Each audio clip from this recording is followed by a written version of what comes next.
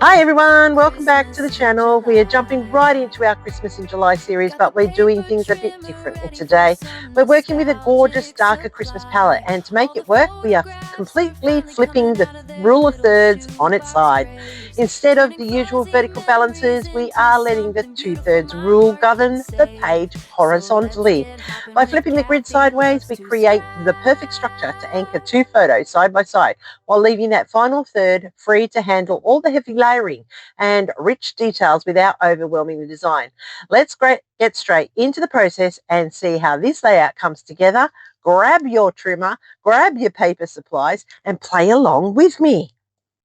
So as you may have already noticed, I cut two smaller strips in the dark green and flipped it over, and we're using the black and white plaid for the main central part.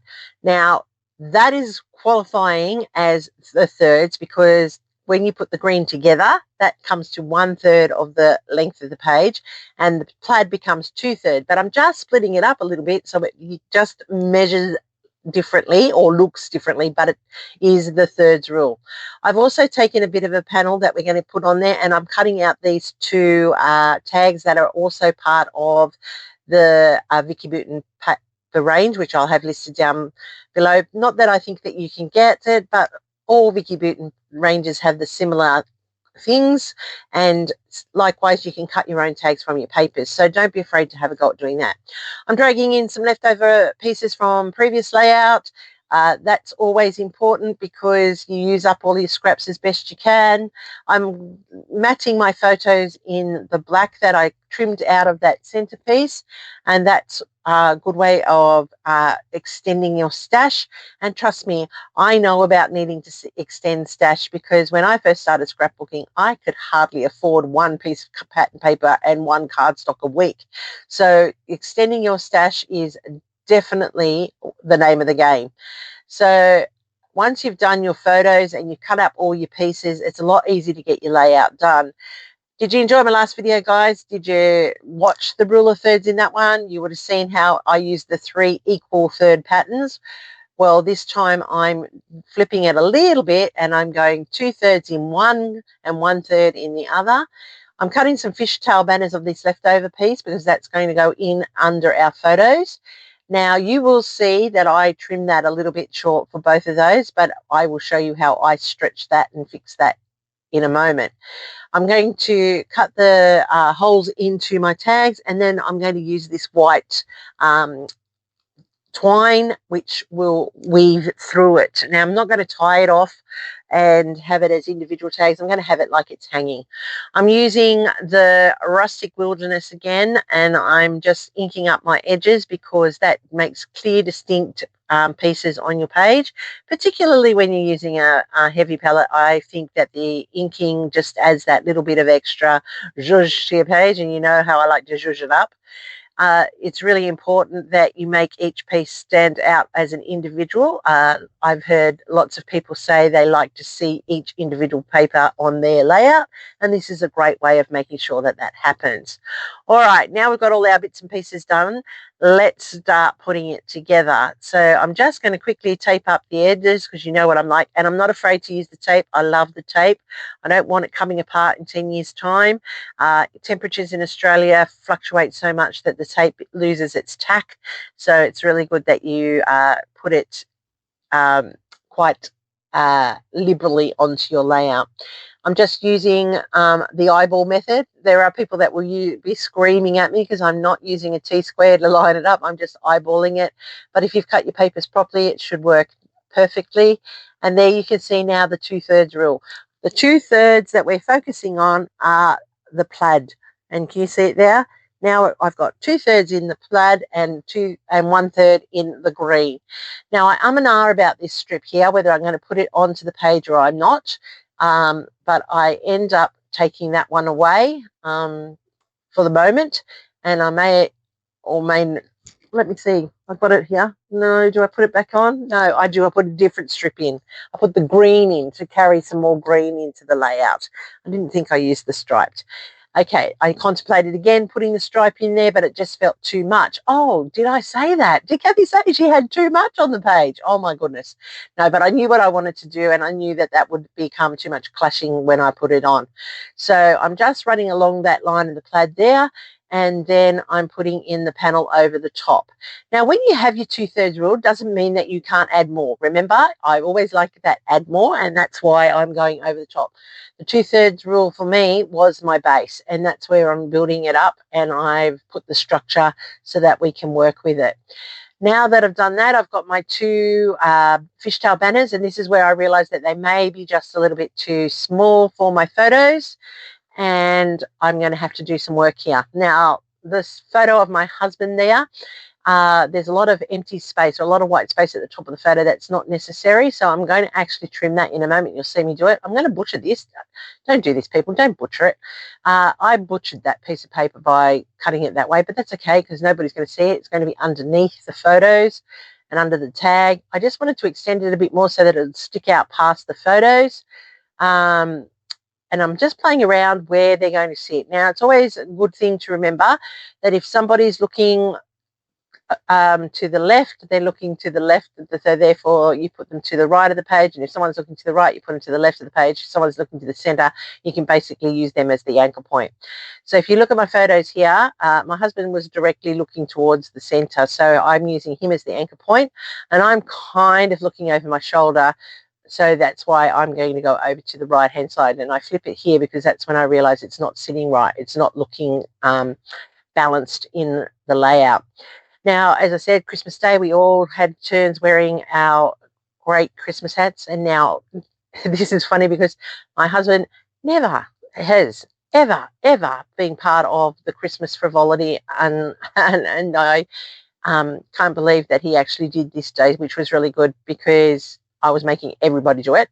And he graciously conceded, let's say, to have his photo taken with that hat on for all of the time it took me to take that photo. And then he took his hat off.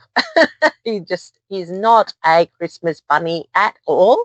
He is Mr. Scrooge in the capital S. But that's okay. It takes all kinds. I make up for it, more than make up for it, with my overly over-the-top Christmas love. Everybody at work laughs because I have Christmas everywhere. Like, Christmas is everywhere in my office. It's everywhere in my house. I'd have my own Christmas room that could be set up all year if I had space. Maybe one day when one of the children move out, I might get a room that I can do that. But anyway, and my husband is the complete opposite. Always has been. And it's always been a bit of a bone of contention in the house around Christmas time. But you know what? I usually win. And Christmas is Christmas. And I think with the kids, it was very much easy to do. Now it's not so much easier to convince him. I get a little bit distressed because he's not in the Christmas festivities like I am. And so with the kids getting older and moving off in with their lives, it's making my Christmas not as happy as it usually is or as festive. But maybe one day, if there's some grandchildren around, it will be as festive and lit up and beautiful as it used to be. But, you never say never. That can always still keep happening. All right, so I'm just using my glue here to make sure that everything is stuck down, particularly since I had to butcher that fishtail banner, and I wanted to put some layering in and make sure that it's going to stay. Now, this is from the ephemera pieces. There's a little envelope, and I love this card with the tree on it, so I'm tucking that in to the envelope. I'm going to call this December Moments, and yeah, we need to cherish our moments when we can. And so I put up the top there, cheers to us, which is another joke because both of us do not drink alcohol ever. Even on our wedding day, we had lemonade in our glasses. We don't drink alcohol. Him because of his heart condition, me because I was a driver, designated driver for the family, and I take that seriously, and I never, ever, ever consume alcohol after the time I got my license. So now I'm cutting the frame in half so that I can tie it in top and bottom, and that also allows that banner to have a landing spot and not looking silly hanging from nowhere in the layout. I do put that all down with the magic of editing off screen, and I have popped up the word cheers to us at the top on a bit of chippy strip to make it stand out, and I did that to the red star on the tree as well. That little tag, the wordy bit down the bottom says, treasure these holiday moments. And it's very true. So you need to treasure your moments. And I have lots and lots and lots and lots of Christmas photos over the years that I've just got sitting in boxes that I have not yet scrapped. And that's my goal, is that I actually am just going to get in and scrap all of them. So this Christmas in July hop, thanks to Shayla, who is Bookish Shayla on all of her socials, including YouTube. We're doing it the week, and it's great because I can then guarantee that these photos of the family in these hats are going to be done this week. I have added in some faux stitching as normal for my, classic Kathy Loves to Scrap finish on the page. I'm drawing in a messy border on this panel here, double lined, because I wanted to make that one stand out because it is an addition to it. It's a panel that's being added to it. So I'm doing the double line messy there. And I love how this turned out. Quick, simple, easy. You can do it. Everybody can. It's a rule of thirds. It's an easy, traditional way to get your layouts done. All right, so I have this little sprinkle in gold. They're actually tiny little hexagons, and I'm using those to add a little bit of sparkle to the layout.